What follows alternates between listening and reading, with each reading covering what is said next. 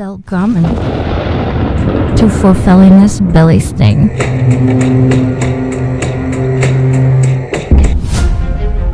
A show dedicated to aligning a journey to a better mental health using the understandings of the ancient Norse. Join us each weekday morning at 7 a.m. Alaska time.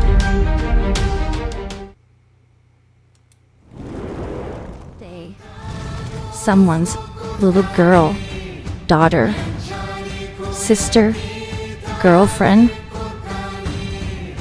fiance, wife, cousin, mother, auntie, grandmother,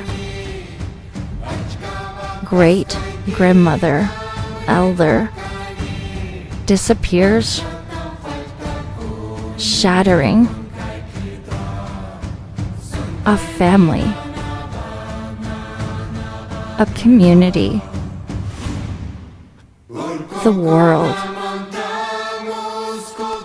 There is something we can all do. Remember them.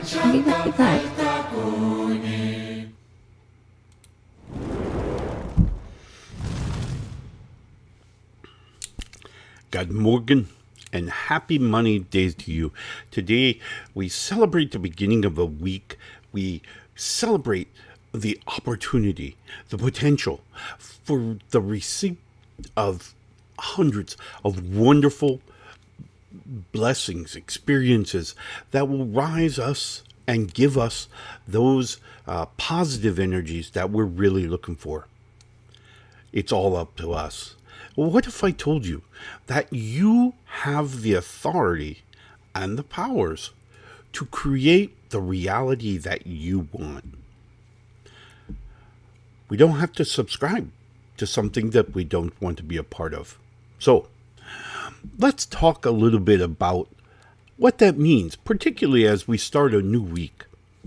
Before we get started today, however, I want to say thank you to all of you who have liked, followed, subscribed to us on any of the platforms that that this show is presented on.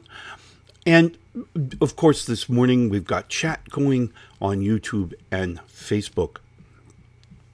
I do also want to give a huge shout out to my friends and family at New Reality TV. Newrealitytv.com is a streaming channel dedicated to the kaleidoscope of beautiful perspectives that can offer us, hopefully, that piece of intellect that resonates with each of us to give us the direction and the path that we want to move forward. If you happen to find yourself with a few extra coins and want to put them to good use, by all means, hit up our tip jar, pay.akoutlaw.com or akoutlaw.live. Either of those can offer you an opportunity to provide a donation that will go to providing the electronic means and certainly the in-person visits that we do around the world. If you happen to find yourself interested and want to learn more about me, my message, my teachings, certainly the shows, and ask questions of your own, by all means, feel free to check out my website, NorseWhispers.com. There you can find out all that information, including my life coaching service that you can subscribe to there, NorseWhispers.com/coaching. Today we're talking about Mani. Mani, of course, in the Norse legends, Mani was represented by the moon. He was the brother of Sol, the sun. Of course, she kind of ruled the day and he ruled the night. What they experienced between the two of them was balance. They balanced each other, for Sol brought the heat of the midday. Mani would bring the cool of the evening. She would bring the intellect of the illumination during the day. He would bring the questions of the dark energy that was driven in the night. But today I want to talk about our own intrinsic narrative. Many times we're told from a very young age that we may or may not be successful, depending on what threat others have interpreted from us, by us. And this threat may produce a narrative of a lower self-worth. Well, I'm here to tell you that you are in charge, regardless what influential energies other people send to you. You are in charge. You get to make the decision as to what you're going to feel. As an example, if people were to tell me, "Hey, you're not worthy. You are whatever. You are bad. Whatever," I do not accept their authority. I do not accept that energy. I simply don't. And that's okay, because I know I possess a value. My value may not equate out to meeting their bar, their measurement tool, but I'm not here to measure to their tool. I'm here to measure to my own, right? And so having the ability and the willingness to recognize our own self-worth. Now, a lot of us will say, well, but I've done this and I've done that. As an example, for those of you who know me, a little self-reveal, in 1989, I overdosed on heroin. It was a bad time in my life. I was saved by the gods, who delivered a person to the location at which I had overdosed, because it was away from town. It was away from where I would have been discovered. But the gods found me there, and they would deliver a person. Not only would they deliver a person to find me, but they would deliver a person who was knowledgeable in what I was going through. He himself had been in an overdose situation and understood what was going on. Him and his beautiful wife would spend 3 months ridding me of my desire for these drugs. While I could have relapsed, obviously, 7 months, almost to the day from the day I had overdosed. Well, actually, 7 months from the day I was clean, actually, I met and married my shield maiden. We've been together now for 35 years. It came down to really who was in charge of my narrative. Who was telling me I was worthy or not? Who was telling me I was loved or not? Many times we may go through our lives, and many people may not see the greatness at which we are. They may not recognize the intrinsic values that we have, that we are. And so we're overlooked, or we may not be responded to in the way at which we hope. The key to understanding our value is to not measure ourselves extrinsically. In other words, if you were deciding on your self-value, you would not say, well, my self-value is determinate on the Ulfhefnar loving me, liking me, understanding me. Your self-value has no bearing, or how I feel about you should have no bearing on who you are as a person, on who you are as an individual. You have value. Everyone has value. Let me explain. Remember, we've talked about over the periods of the time we've been on the air, we've really spoken about this idea that your perspective of many different things is as unique as you are. And we've said our uniqueness is based on a bunch of different factors, but primarily we have to remember that our biological life form has been a snapshot in time of your mom and your dad, and those two DNAs intertwining, deciding on what's going to be prominent, what's not, what's going to be a dominant gene versus a recessive gene, to construct this biological life that is you. Now, after that occurs, and we begin to grow and we begin to expand our minds, we find that there's additional influential energies that will come into our processing. Those influential energies then cause our heart to release hormones into our bloodstream. Those hormones can create change at the DNA level. So we're altering ourselves as we go. So we're actually changing the construct of who we are and what we feel, right? And so, because when we change our DNA, when our hormones are released, they're released differently, in different quantities, they intermingle differently. And more importantly, just as importantly, is our general balance. We have what's called the pH balance. Our balance, many of us kind of recommend this or recognize this maybe from athletics, where we talk about having Gatorade, or when we're ill, to restore that pH balance in our system so that emotions are processing correctly and we can heal our body. This is really the idea behind the chemistry that alters who we are. Now, this is a biological fact of life. It is just the way things are. The important thing to know about this is, as we're altering ourselves throughout our lives,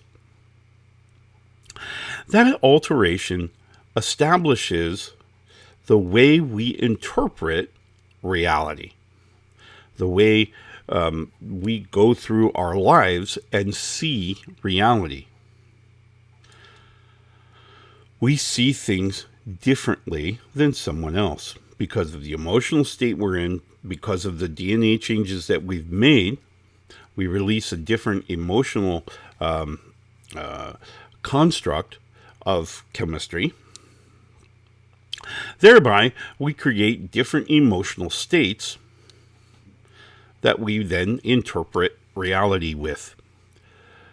For those of you who may have heard the show where we spoke about the pieces of thought and how we actually process our reality, we talked about a couple of really key moments in our thought process.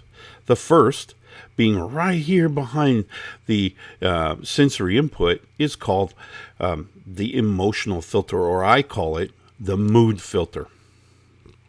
And the mood filter is going to be one of the first things that's going to work to manipulate the reality that we're experiencing. So it's going to take a picture. Okay, so we're going to see a piece of our reality. Our eyes, as an example, are going to convert that image to energy, to bioelectricity that it's going to send over the optic nerve. That optic nerve is going to transmit this energy into this thing called the mood filter, or I call the mood filter. The mood filter is our emotional state. That emotional state then establishes how we're going to interpret this experience. If we are in a good mood, as an example, within that snapshot, within that frame that we've just converted to energy, we're going to draw out those things, highlight those things that match that mood, thereby eliminating those things in the same image that do not match that mood, right? So if there's ugly and negativity within that frame, our brain automatically eliminates it from the image. Why? Because it doesn't match our happy mood. Once this image is manipulated, just a little, it's then sent to the heart. The heart then has, as we know, the well of the self, and the well of the self contains the fluid or water between the top of the well, where we deposit this energy, to the absolute bottom, where our values are, as a stack of rocks at the bottom of this well.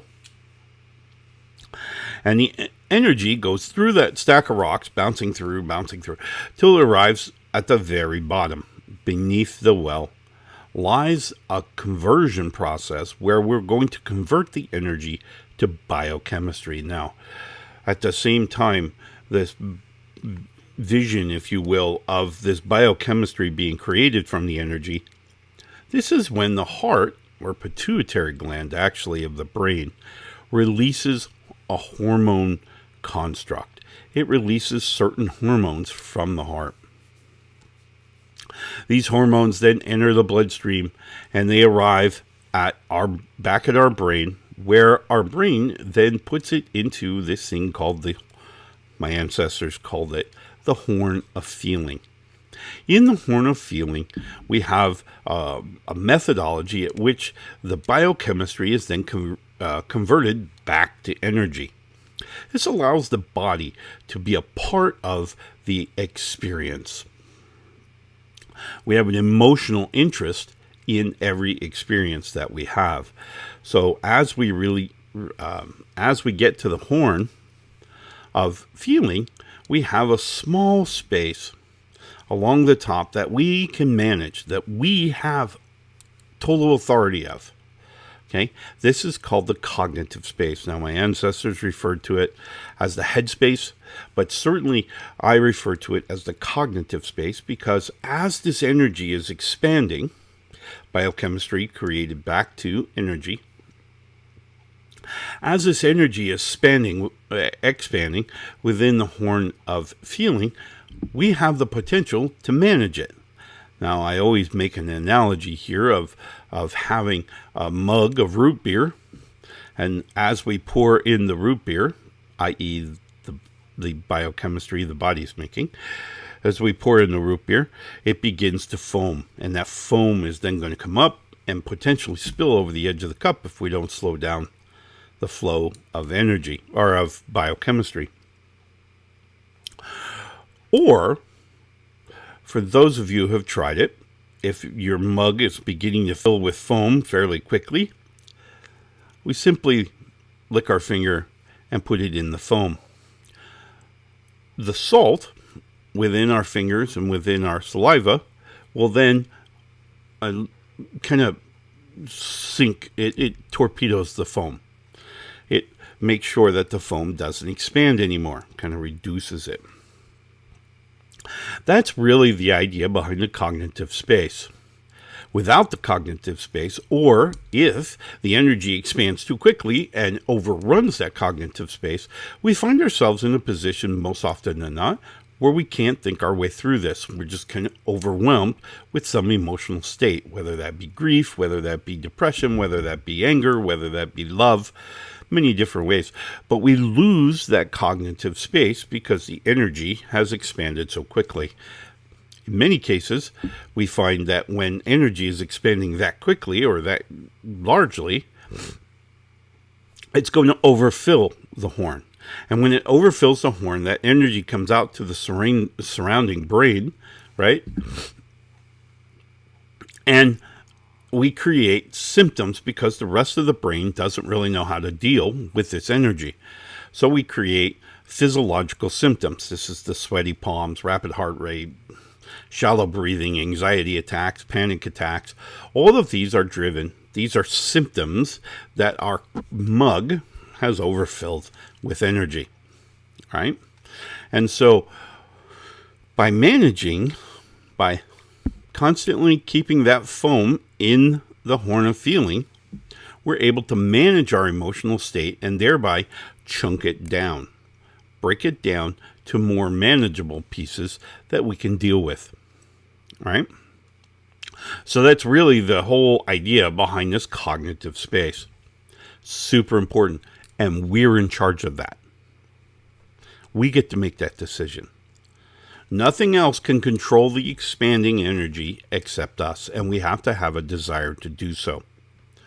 Now, I've said that we go through the well of the self, which is another place where we can have some level of control of our thought process.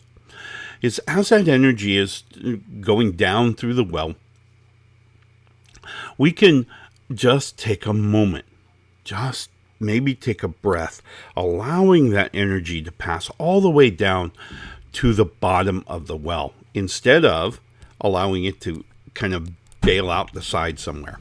Okay? Because it can do that too.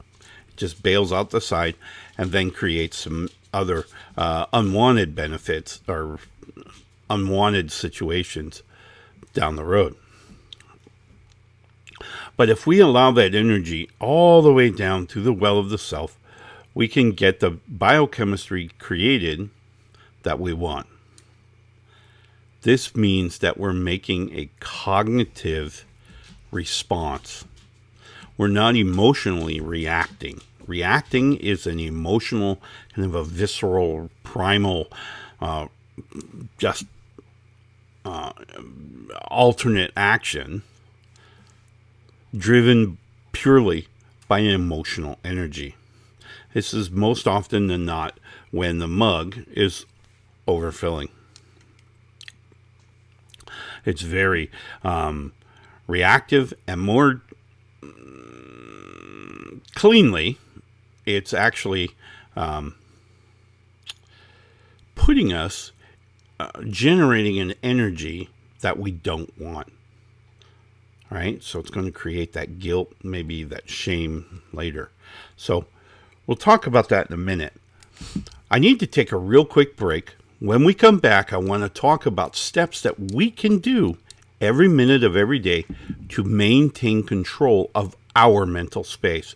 When we maintain control of our mental space, we can control our emotional state, which thereby allows us to have this clarity of thought, to have this more peace of mind. So we'll be right back after this short message. In the air. The time is now. We're all waking up. We're waking up. We're all waking up. It's all shifting. New vibrations. It's you. It's you. It's me. It's all of us. Together. A new time. A new day. A new energy. A new energy. New reality. Awaken with us. Awaken with us. Awaken with us. newrealitytv.com.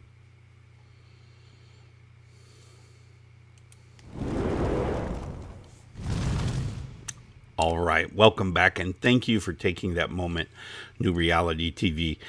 Now you're hopefully seeing why I consider them my friends and family.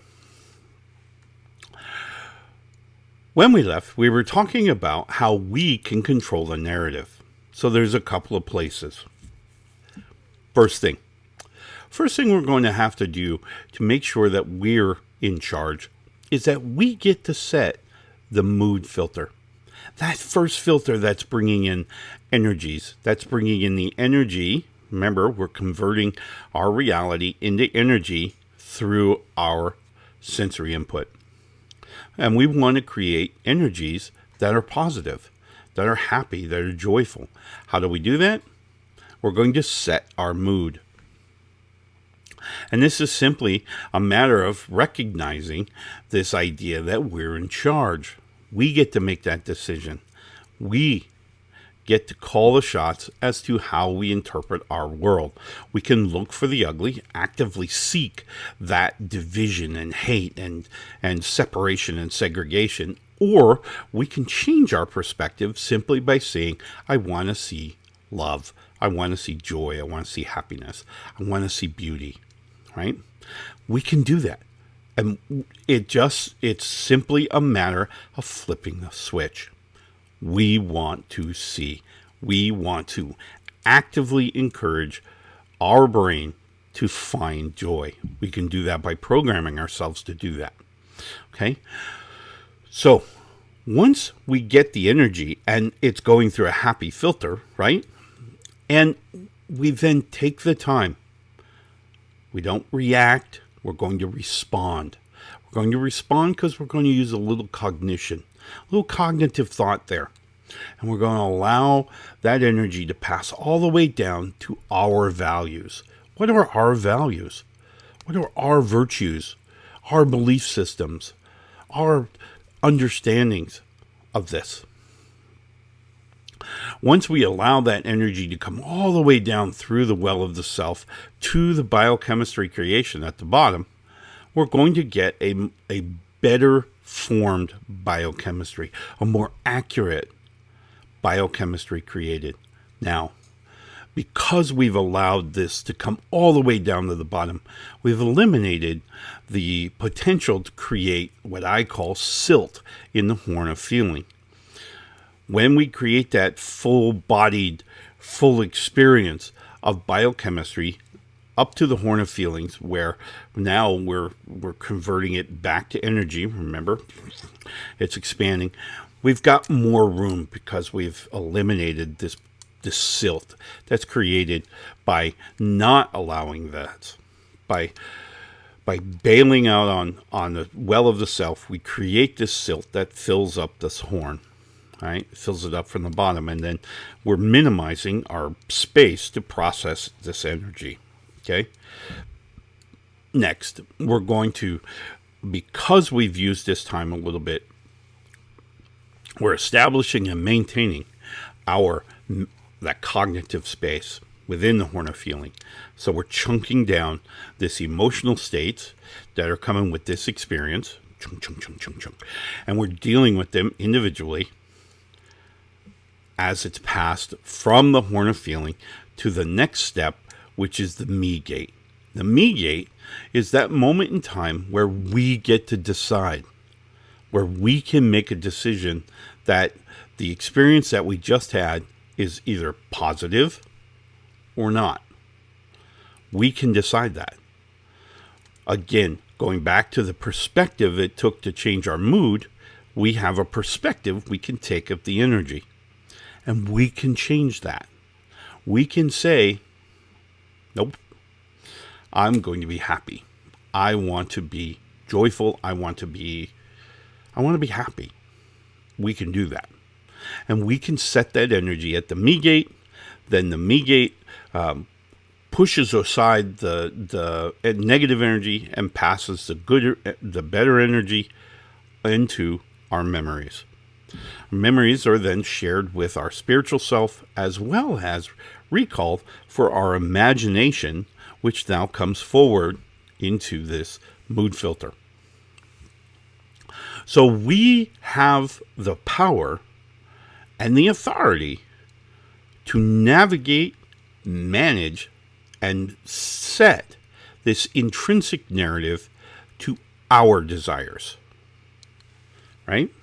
So your self-worth, your self-values should stem from your ability to control this flow, to control this process, because you do it differently than anyone else. And that's a wonderful thing.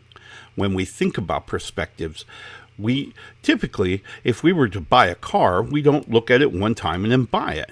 We would typically walk around the car, make sure everything's there and no dents and scratches and all of those things. We're going to look at the car more thoroughly. This is the same thing we should do with all the experiences in our lives.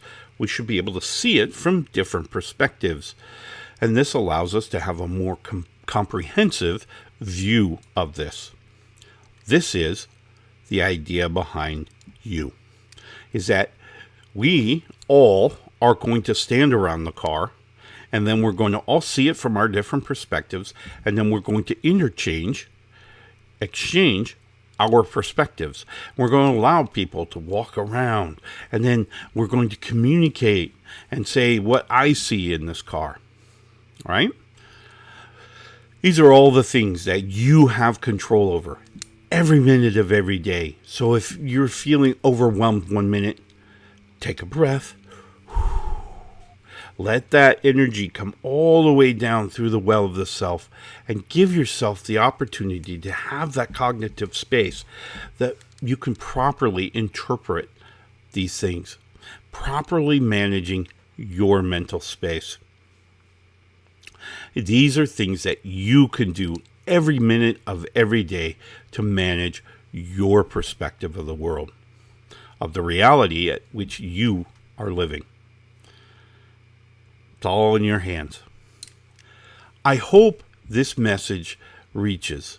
I hope this message is understood and that you know now that you have the control of the narrative of your mental space, of going forward, of being in a place that you want to be. Because you truly do have all the power, all the authority to make those changes within your mind. No one else does. All right? So, as we embrace Mani's Day today, I want you to remember that you're in control. You have the focus. You can make this happen. All right? I hope that you will embrace that. And we will see you again tomorrow where we will embrace the courage of Tyr and talk about how that courage to look past the bravado and the ego and to actually see the desires and the belief systems that you hold, because it's truly a gift to me, to everyone on this planet who wants to learn. So, enjoy your Mani's Day, and we will see you again tomorrow where we will embrace the courage of Tyr. Love and light, my friends. Watching for Felina's Belly Snake, a special production of Whispers of the Norse. Brought to you by the Alaska Wolf Hefnar in South Central Alaska. Guidance and wisdom, courtesy of an ancient Celtic Norse shaman. Thank you so much for joining us today.